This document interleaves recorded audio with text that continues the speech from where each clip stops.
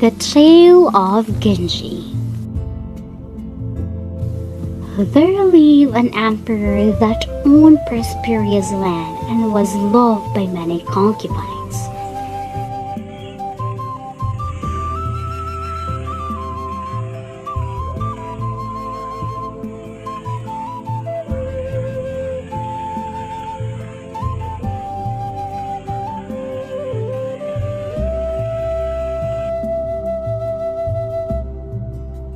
But one in particular, a concubine caught his attention. Is Lady Kiritsubu his favorite?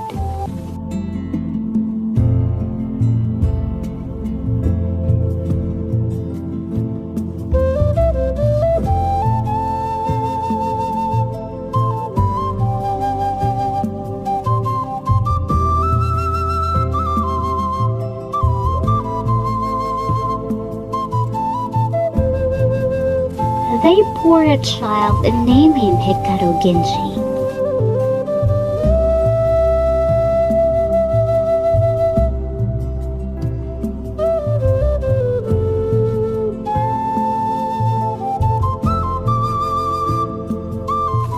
The concubines were envious of Lady Kiritsubu.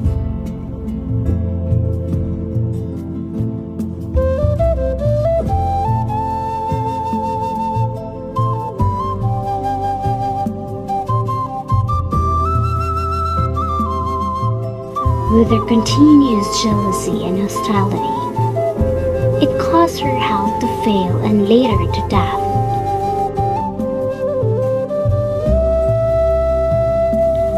Because of the death of Lady Kiritsubu, her child Genji was taken care of his grandmother. The emperor is distraught and asks for the boy to be sent back.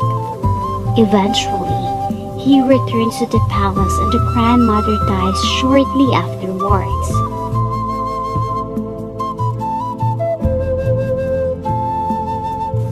Korean ambassadors arrive in the capital and protect a brilliant future for the 6-year-old boy.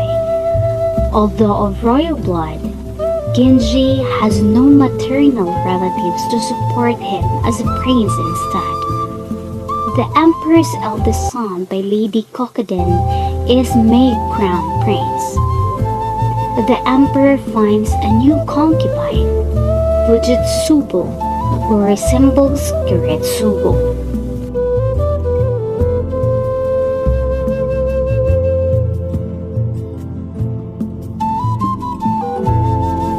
Genji is married off to the daughter of the ministry of the left, Princess Aoi.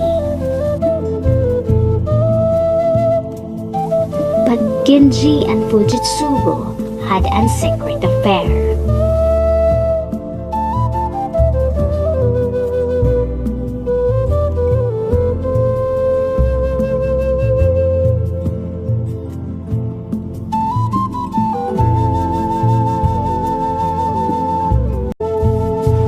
Genji and his brother-in-law Tonochuju meet at Genji's palace and compare notes about women.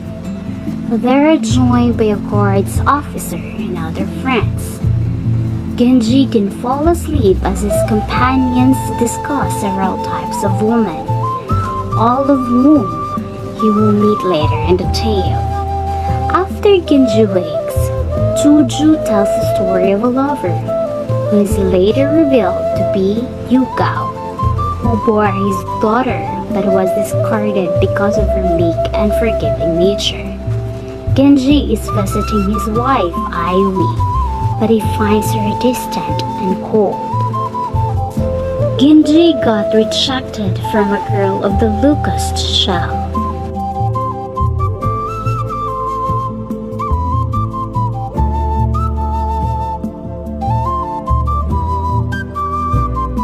Her young brother sympathizes and revolts to help him try again.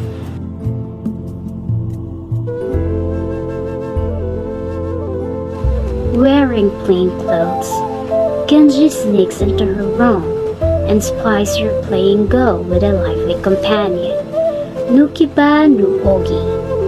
After After the game, Genji prepares to surprise Otsusimi, but she catches the distinctive scent of his robes and fleece, leaving one of her own outer robes behind. Genji mistakenly breaks in on her companion and is forced to improvise.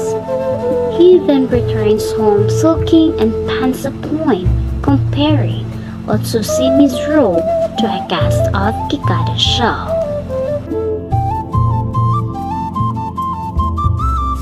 On his way to visit Lady Dokuju, Genji learns that his old nursemaid is sick and may be near death. So he goes to visit her with her natural son, Korimitsu.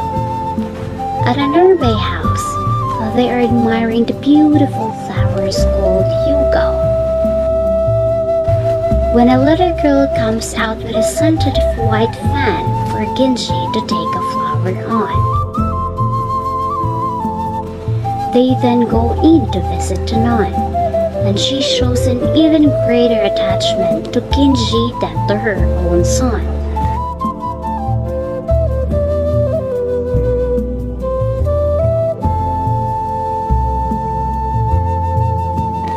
Genji's curiosity is aroused by whoever might be in the house of Yugo, so he sends Korimitsu to investigate, who reports back to Tsuju had been there and that a lady evidently resided within.